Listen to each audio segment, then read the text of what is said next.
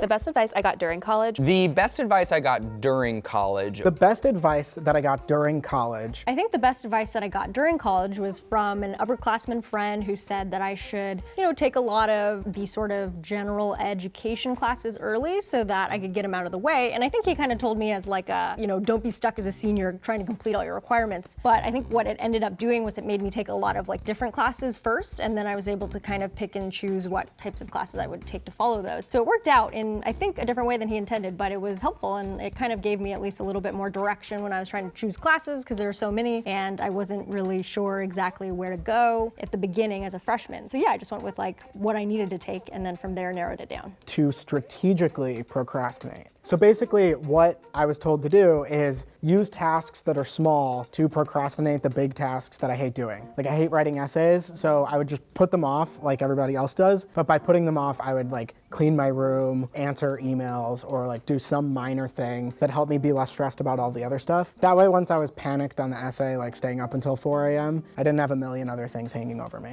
The way I learned about this was through the Ig Nobel Prizes. I forget the guy who wrote the paper on it, but the Ig Nobel Prizes are like these super funny prizes for like silly things that are actually kind of interesting. You can look them up, they're super cool. I had a professor tell me really like how important it is to focus on your networking and your network of people that you meet in school and then after school. You can learn a lot in a classroom, that's great, but it's really the people that you know and the people that you work with and the people that can vouch for you that will get you where you want to be. So really placing an importance on creating a network and also being valuable yourself within that network to others, I think was huge and really taught me a lot about just like building relationships and putting an importance on stuff outside of the classroom as well. A man by the name of Ben Castleman, and he was an advisor, we called him a proctor in my dorm, and his advice at the very, very beginning of school was to use the first year to explore. He meant that specifically academically, but he basically said, listen, you might know what major you want to have, but also you might take a class that might inspire you to take a completely different major. You might also take a class that you just want to take for the sake of taking. So his advice to me,